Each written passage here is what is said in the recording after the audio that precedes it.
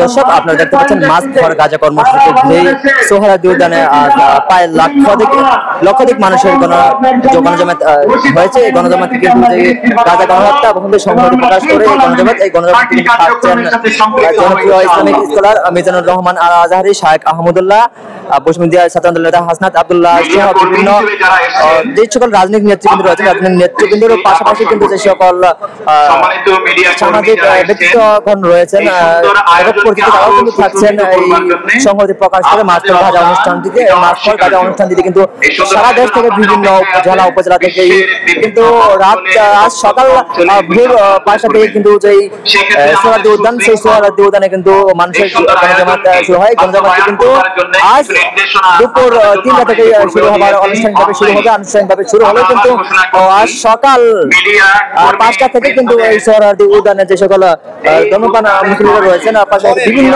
ধর্মাবলম্বী মানুষজন রয়েছেন তারা কিন্তু গাজার গণহত্যা বন্ধে সংহতি প্রকাশ করে তাদের এই গণজমায়েতকে মাস্ক ফর গাজা কর্মসূচি ঘোষণা করেছে। এই গণজমায়েতে কিন্তু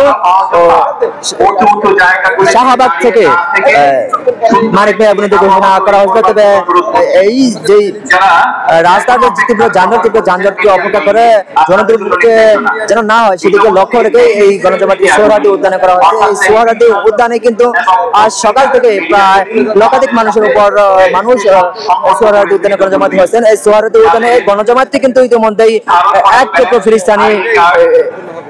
ফিলিস্তিনি পরিণত হয়েছেন। যে সকল মানুষজন সংহতি প্রকাশ করতে আসছেন তাদের সকলের হাতে কিন্তু একটি ফিলিস্তিনের পতাকা পাশাপাশি কিন্তু বাংলাদেশের পতাকা স্থান পেয়েছে।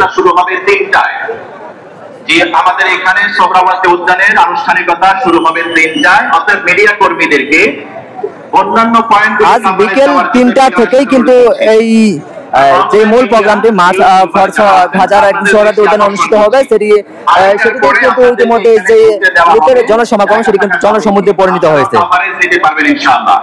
যারা ইতিমধ্যে রেজিস্ট্রেশন সুসম্পন্ন করেছেন তাদেরকে আমরা প্রায়োরিটি ভিত্তিতে আগে এখানে তাদের জায়গায় এসে কভারেজ নেওয়ার সুযোগ করে দিচ্ছি।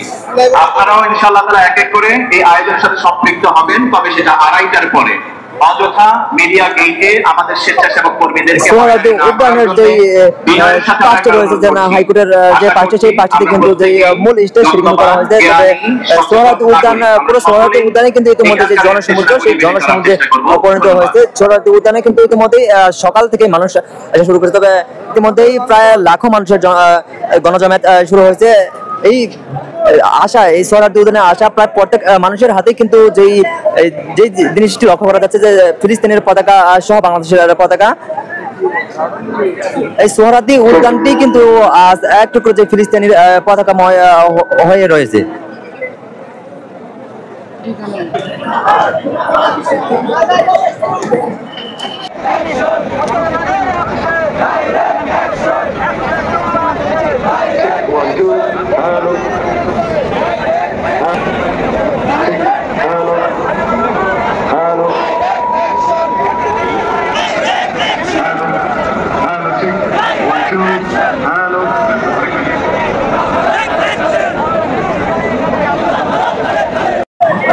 মাস্ক ফর গাজা কর্মসূচির সাথে সংহতি জানিয়ে সোহরাওয়ার্দী উদ্যানমুখী লাখো মুসল্লির দল। এই দলটি কিন্তু আজ সকাল থেকেই সূর্য ওঠার পর থেকে শুরু হয়েছে।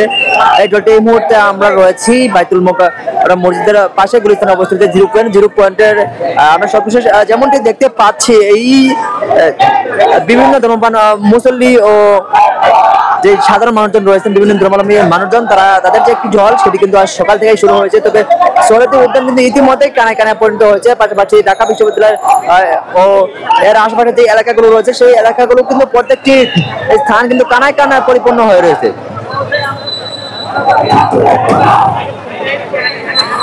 গাজায় গণহত্যা বন্ধে ঘোষণা করা হয় মার্চ ফর গাজা কর্মসূচি। এই গাজা কর্মসূচির সাথে সংহতি জানিয়ে বিভিন্ন ইসলামিক ব্যক্তি বর্গ সহ বিভিন্ন রাজনৈতিক ও বিভিন্ন মিডিয়া ব্যক্তিবর্গগণ তারা কিন্তু এই কর্মসূচিতে সংহতি জানিয়ে উপস্থিত থাকবেন। এই মার্চ ফর গাজা কর্মসূচিকে ঘিরেই কিন্তু ইতিমধ্যেই জুমার নামাজ পরবর্তী বাইতুল মোকাররম থেকে যে মুসল্লিদের দল সেটি কিন্তু বেশ সময় ধরেই কিন্তু চলছে। বেশ দীর্ঘক্ষণ ধরে চলা মার্চ ফর গাজা কর্মসূচিকে সাথে সংহতি জানিয়েই যে সাধারণ মানুষের যে দল, সেই দলটি কিন্তু এখনো চলছে।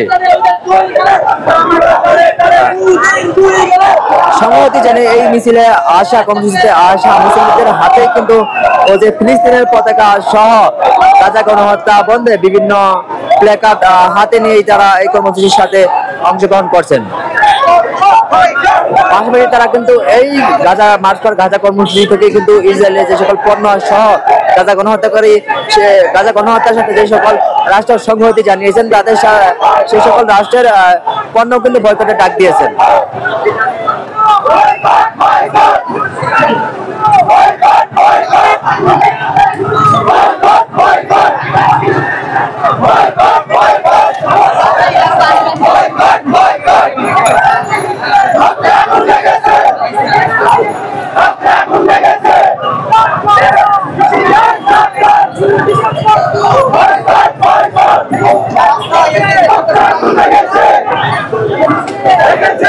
মার্চ ফর গাজা কর্মসূচির সাথে সংহতি জানিয়ে শহীদ সোহরাওয়ার্দী উদ্যান ইতিমধ্যে কয়েক লক্ষ মানুষের সমাগম জনমানুষের ঢলে পরিণত হয়েছে। এমনকি বাইতুল মুকাররমের দক্ষিণ গেট এবং উত্তর গেট থেকে সোহরাওয়ার্দী উদ্যানমুখী যে লাখো মানুষের দল, সেই দলটি কিন্তু বেশ দীর্ঘ সময় ধরে চলছেন। তবে মানুষের এই দল কতক্ষণ চলবে সেটি কিন্তু জানাজানি, তবে বেশ সময় ধরে কিন্তু চলছে মানুষের এই লাগাতার এই ঢল।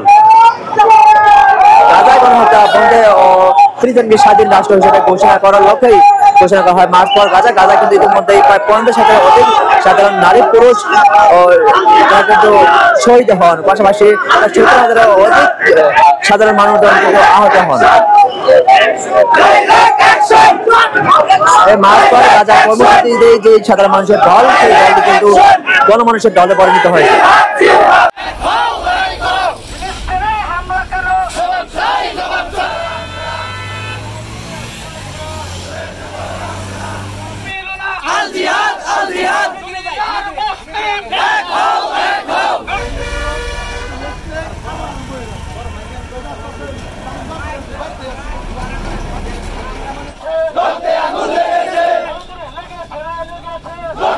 দখল করার জন্য ইসরায়েল এবং কাফের গোষ্ঠী যেভাবে মুসলমানদের অবস্থানকে কবুল মঞ্জুর করে নাও।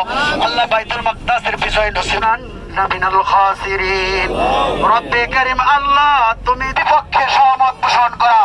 যদি ক্ষমতা থাকতো আর বাংলাদেশ থেকে যাওয়ার মতো আমাদের ওইরকম অবস্থা, ইসরায়েলি পণ্য বয়কট আল্লাহ প্রসার ঘটিয়ে দাও ইসরায়েলি বিরুদ্ধে। ইসরায়েলি